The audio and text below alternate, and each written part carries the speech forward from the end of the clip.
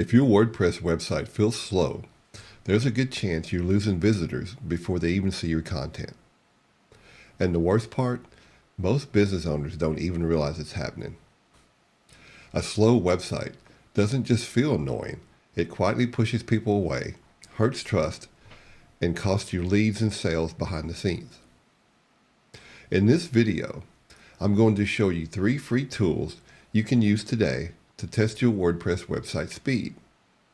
And more importantly, I'll explain what the numbers actually mean, what really matters, and what you can safely ignore without any tech overwhelm. By the way, I'm Rob McDonald, and thanks for visiting my channel today. Why do you think website speed matters?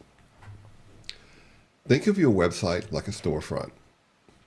If the door takes forever to open, people won't wait around, they won't read the sign, they won't peek inside. They'll leave and go somewhere else. In fact, about half of visitors will leave if your site takes more than 3 seconds to load. That means even great content and valuable services can go unseen if your site is slow. But here's the good news. You don't have to be a WordPress developer to figure out what's slowing your site down. You just need the right tools and a basic understanding of what they're telling you. Let me walk you through it. Let me first say that I'm going to be using my own website as an example today.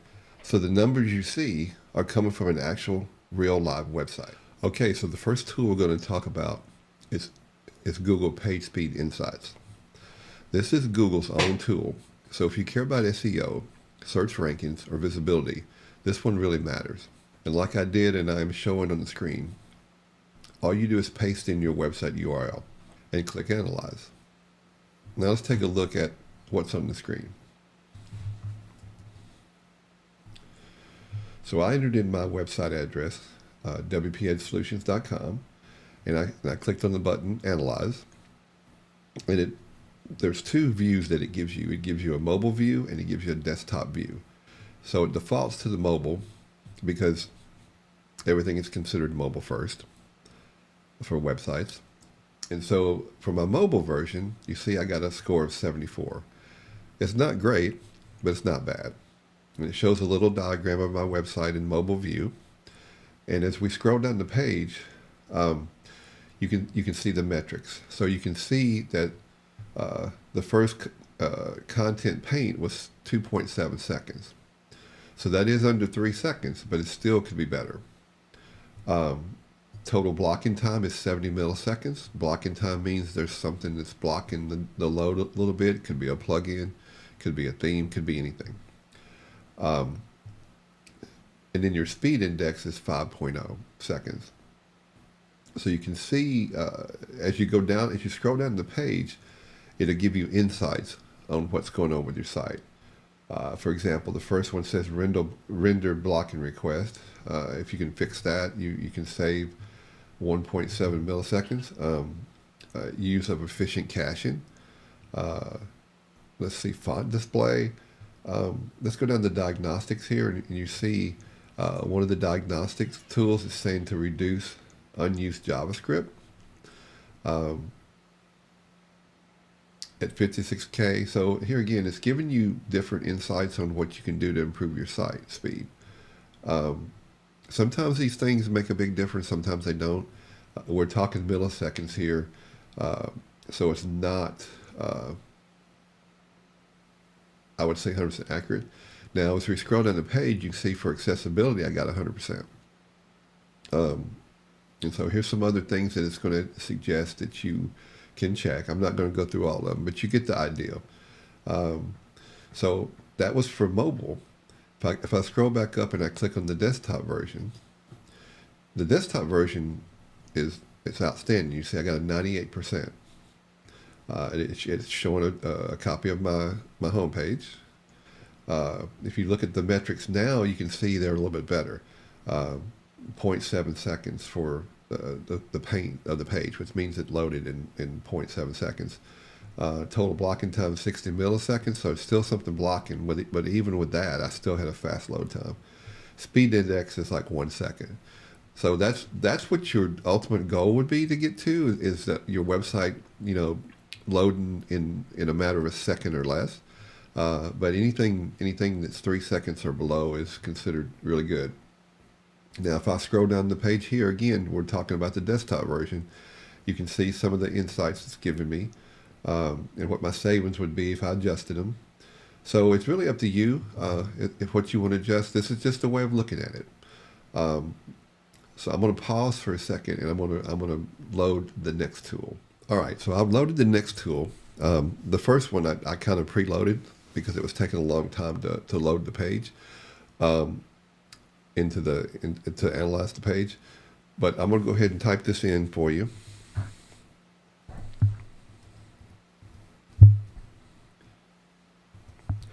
And this one should load a lot faster. I just want you to see what it's doing. If I could type. All right, let's see how this comes out. Now we're going to hit the Test Now button. And it's going to load. Generally, this tool works a lot. This is one of my favorite tools. It's probably the most favorite tool that I have for checking website speed because it gives you a lot of detail. And it's a lot easier, I feel like, to understand than the one that's designed by Google. But you now see it's rendering the page. So we're starting to see the page. It still hasn't come back. It's still analyzing. So it does take a little minute. I just want you to see. So now we're done. So let's look at the analysis for this website. So you see it gives you some information here about when it was generated, the date. So it was generated today, Sunday, January 11th, 2026. The test server location was Seattle, Washington. And now if I scroll down, you can see my grade. So for as far as my grade, I had a 97%, which is considered an A. And you see here, it downloaded the page in like 1.1 second.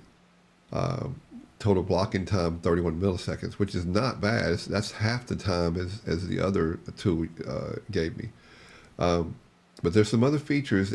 Some of the features are hidden. They're not as open as they are with the Google PageSpeed Insight tool. But this defaults to the summary tab for GTmetrix. But if you click on performance, the performance tab, let me see. I don't know why it's doing that, but if I click on performance, it's like popping something up here. You know what? I guess I'm going to have to establish a free account, or it's not going to let me see anything else. So let's go ahead. I'm going to go ahead and stop the video and set this up. Okay, we got the account all set up, and now we're recording again. So now I want to show you now that we were at the summary tab. But now that I've set up an account, it now shows me a little bit more. They just want to get your email address, I guess, and so they want you to have an account set up to track what you're doing. So, and that's fine. But this I really like this tool because it does give you a lot of information. So for example, let's see. Let's scroll down the page here and see what the top issues are. So, even though I got an A, 97%. They're saying that I could benefit from a CDN, which is a content delivery network. I don't have a CDN. I've never used a CDN. I don't necessarily advocate either way. CDNs are good if you live in a country and in one country and you're trying to appeal to people in another country. A CDN can establish a server in that area, which will speed up your client's experience. But I've never had an issue with it with speed, so it's never been a problem for me.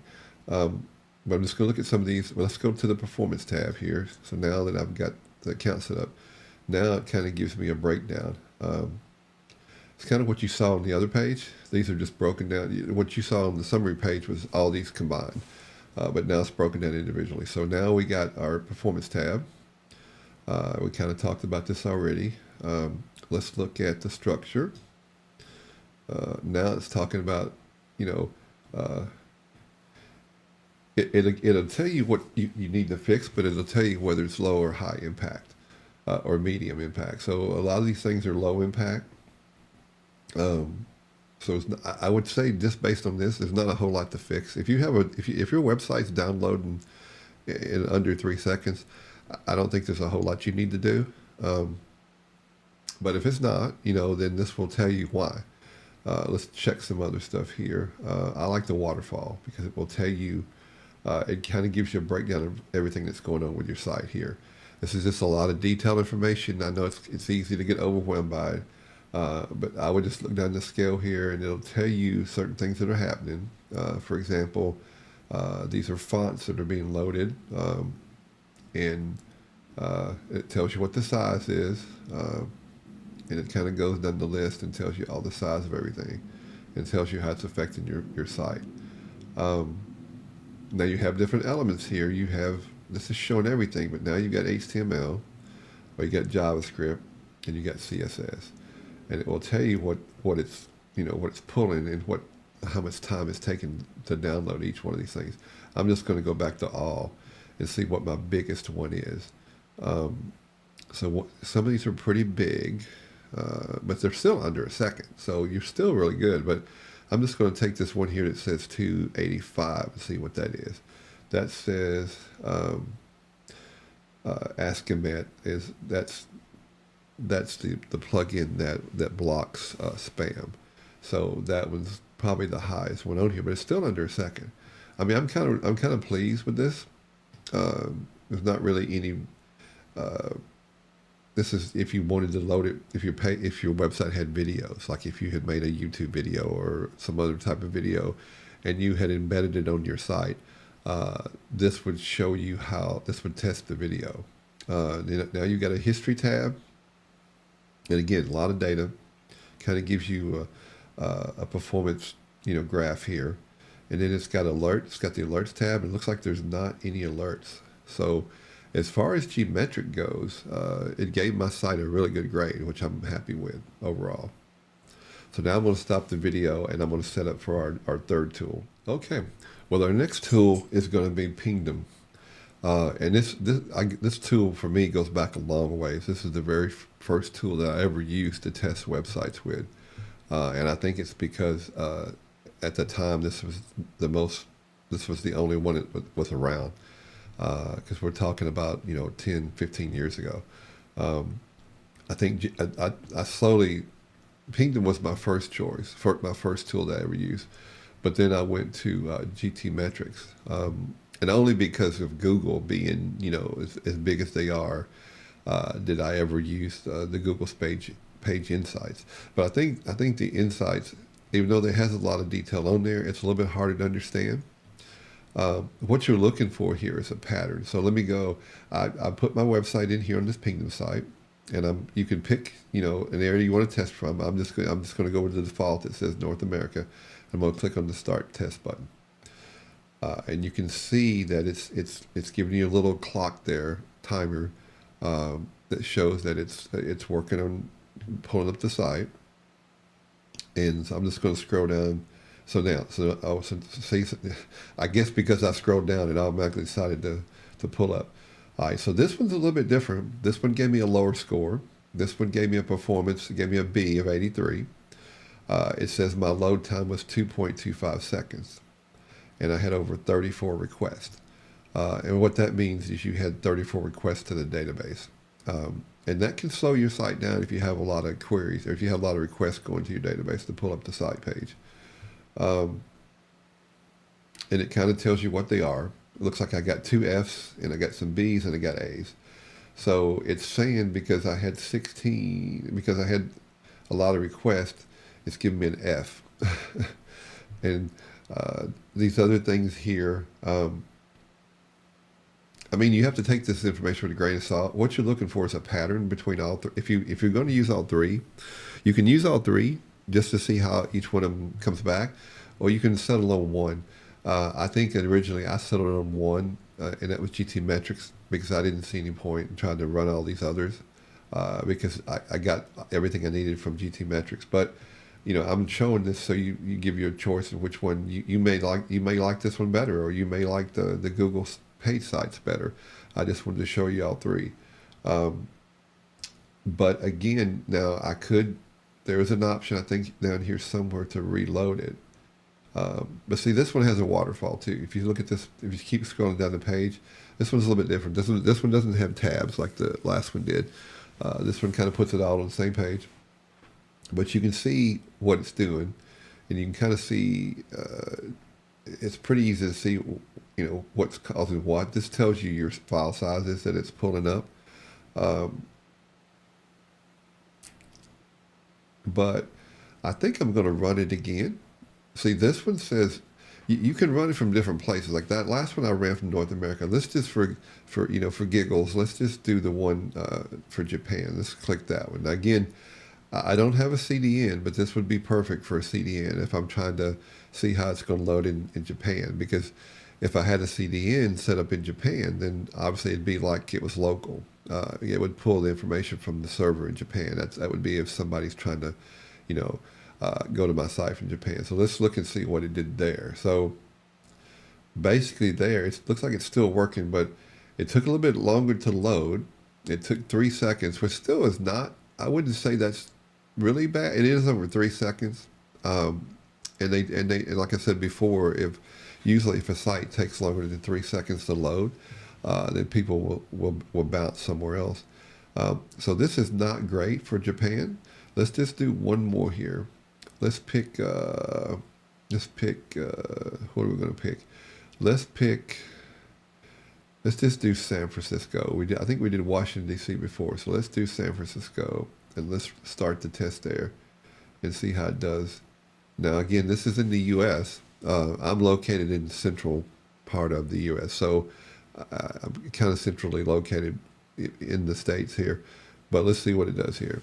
So it looks like we got kind of the same grade, but we did get a faster load time. We only have like a 1.3 second load time, which is a whole lot better. So you can see the difference is if you're in the same, if you're close to the same area, you're going to get a faster load time. But if somebody is actually trying to access your site from overseas, and if you think you have a lot of customers, from different countries, then you may want to consider a CDN. It is a little bit more costly, but it could be well worth it if you have international customers. So I'm going to kind of conclude this right here, and then we're going to go into the next topic here. But I'm going to stop the video while we get it set up for the next one. Okay, we're back on the main screen again, and I'm going to give you a quick rule of thumb to follow. If your page size is over 2 megabytes, your images are probably too small, or they're not properly optimized. And if your load time is over 3 or 4 seconds, there's definitely room for improvement, especially on mobile. So here's the deal. These tests, you can run all 3 of these tests, but I would not obsess over one score or one test or even one tool. What you want to do instead is look for patterns.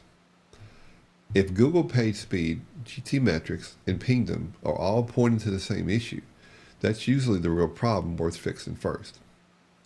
In most cases, it comes down to 3 things.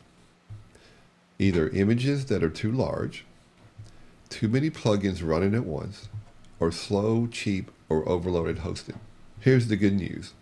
All of that's fixable, and most of it is easier than people think. One mistake I see all the time is people chasing a perfect score. They install plugin after plugin trying to hit 100, and they're thinking higher numbers mean better results. In reality, that usually adds more bloat and makes the site even slower. What you want to do is focus on real improvements, not vanity numbers. So what should you do first? If you want to take action yourself, I would start with images. Compress them, resize them properly, and use the right dimensions. That one step alone can make a noticeable difference almost immediately. And if you're thinking, I really don't want to deal with this, that's totally fair. A stable website shouldn't feel like a second job. This is something I help small business owners with every single week, so they can focus on running their business instead of fighting WordPress. If you want a second set of eyes on your site, drop your website in the comments. I'll reply with one quick practical speed tip. Or head to the link in the description and grab a free WordPress speed audit.